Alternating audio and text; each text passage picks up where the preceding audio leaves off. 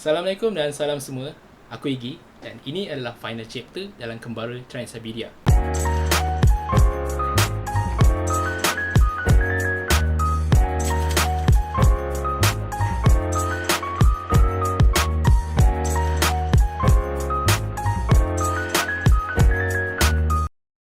Siri yang lepas aku dah cerita pasal pengalaman aku berada di Latvia, iaitu di bandar Riga, di mana aku rasa seronok sangat berada di bandar ni sebab suasana dia yang aman dan tak sesibuk macam di Moskow.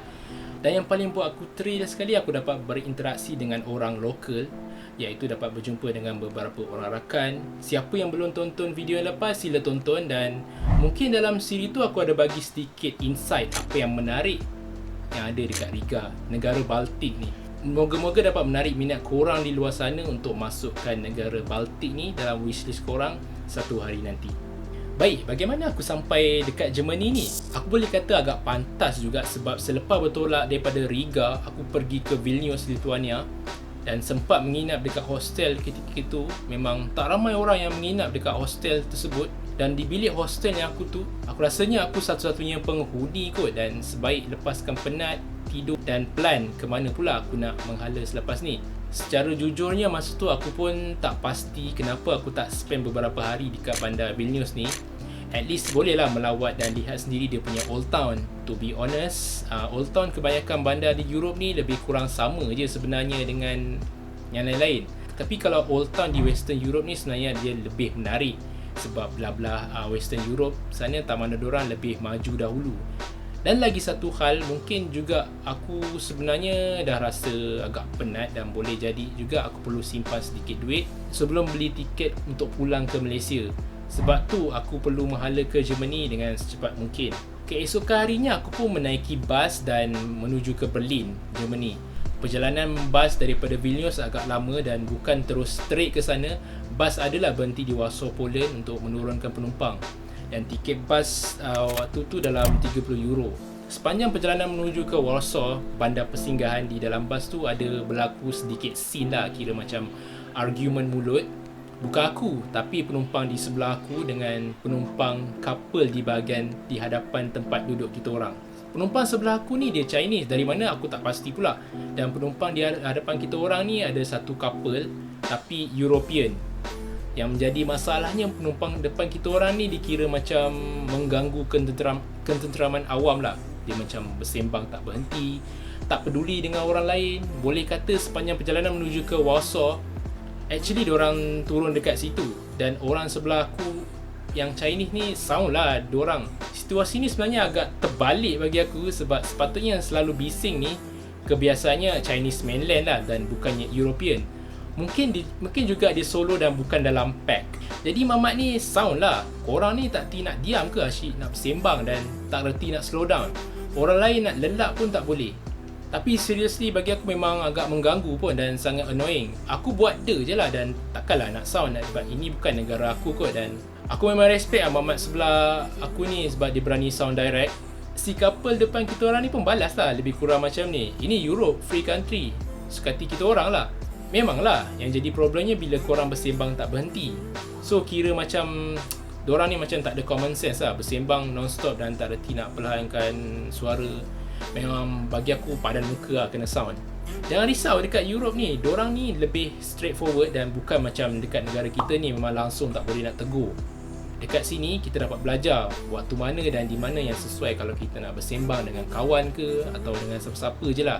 Dalam bas aku rasa macam sangat tak sesuai lah, sebab orang nak tidur, orang nak lena dan sepatutnya korang diam dan minimalkan perbualan korang sebabkan nak respect penumpang lain lah.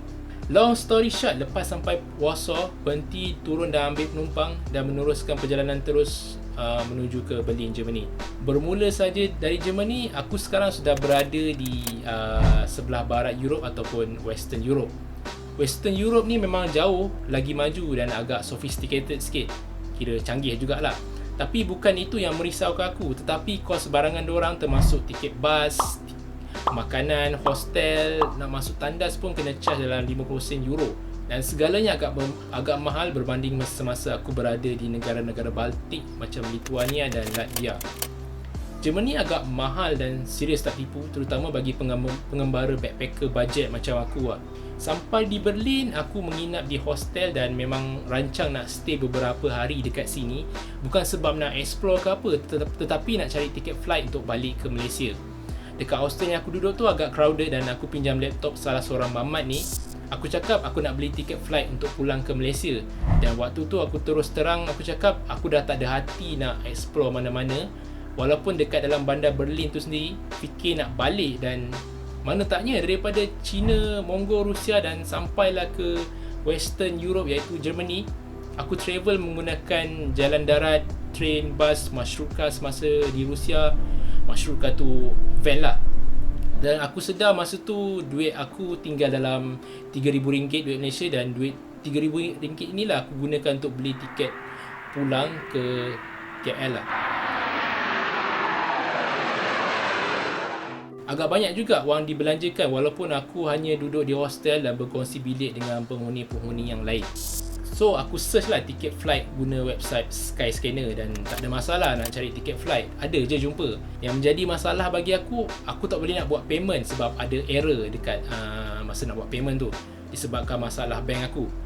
Aku guna CIMB Bank masa tu dan seingat aku sebelum aku berlepas lagi ke luar negara memang aku dah siap-siap aktifkan lah awal-awal transaksi untuk pengeluaran wang semasa aku berada di luar negara. Dan ini memang sangat wajib untuk aktifkan. Kalau tak, korang nak beli makanan, nak keluar duit langsung tak boleh. Beberapa kali juga aku cuba buat payment tapi masih tak berjaya dan aku rasa agak panik juga time tu. Aku decide untuk pergi terus ke lapangan terbang Tegel Berlin untuk cari tiket flight untuk ke Malaysia. Sampai airport Tegel tu baru aku sedar dan aku sepatutnya terbang daripada Frankfurt dan bukannya daripada Tegel dan aku dah buat silap, tak buat research daripada awal. Kemudian aku balik ke hostel semula dan keesokannya aku terus menuju ke Frankfurt, Germany.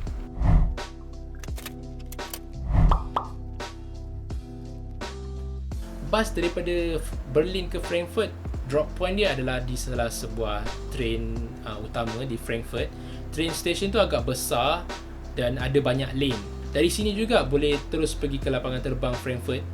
Aku tak fikir banyak, aku terus pergi ke airport dan nekat untuk beli direct flight ticket daripada kaunter yang ada dekat airport Frankfurt. Ini memang sangat-sangat last choice lah bagi aku dan aku sangat buntu dan disebabkan aku ada masalah untuk buat payment dengan kad tadi. Dekat airport Frankfurt ni ada terdapat beberapa kaunter tiket di mana korang boleh beli terus dan kebanyakan syarikat yang handle tu adalah syarikat third party macam travel agent macam tu. Dan aku pergi salah satu kaunter dan tak banyak masa tu yang buka sebab waktu tu memang dah agak tengah malam juga. Aku request untuk tiket ke KL masa tu dan dia beri aku beberapa pilihan syarikat kapal terbang. Yang aku ingat Vietnam, Saudi dan Qatar Airlines. Flight bertolak ke Kuala Lumpur pada seawal pagi pada jam 10.45 macam tu. Boleh kata pada hari yang sama juga sebab waktu tu memang awal pagi dan Saudi Airlines agak murah sikit tapi bertolak agak lewat. Tiket yang aku beli tu dikenali sebagai last minute ticket flight. Harga dia pun memang mahal sangat dan nama pun last minute ticket flight kan. Boleh kata harga return tiket lah. Dan harga tiket flight Qatar Airlines berharga dalam 2,500 macam tu dan kapal transit di Doha dan kemudian terus ke KL lah. Harga tiket memang mahal padahal kalau beli online boleh dapat dalam 1,000 lebih je pun untuk daripada Frankfurt ke KL. Tapi disebabkan oleh aku tak dapat nak buat payment masa aku Google tiket flight tu dekat website, aku tak ada pilihan dan aku bersetuju untuk beli tiket direct ke kaunter dari airport ni. Okey, aku pun setujulah dan aku nak buat bayaran. Lagi sekali kad aku unable to make a payment dan masalah yang sama berlaku lagi. Aku pun fikir mungkin aku patut check balik setting dengan perbankan online aku. Dekat airport tu juga nasib baik ada PC tapi aku kena bayar dalam 1 ke 2 euro untuk guna beberapa minit je pun. Masa tu pun aku tak boleh akses wifi airport menggunakan phone jadi aku kena guna PC yang berbayar ni. Jadi aku pun login aku punya CIMB Clicks dan check sini sana dah akhirnya aku dapat tahu yang aku tak boleh buat payment sebab aku dah tetapkan limit transaksi aku sebanyak RM1,000 sahaja. Aku tak berapa ingat jumlah sebenar dan sebab itu payment aku tak berjaya dilakukan sebab amount yang aku kena bayar tu lebih sedangkan limit transaksi aku jauh lagi rendah dari itu. Aku pun ubah balik transaksi limit aku tu secepat mungkin dan dapat TAC semua dan settle. Aku pergi balik ke kaunter tiket tu dan buat pembayaran. akhirnya berjaya juga membuat pembayaran dan aku dapat tiket flight keesokan paginya. Hanya selang beberapa jam saja, kira-kira dalam 5 ke 6 jam macam tu.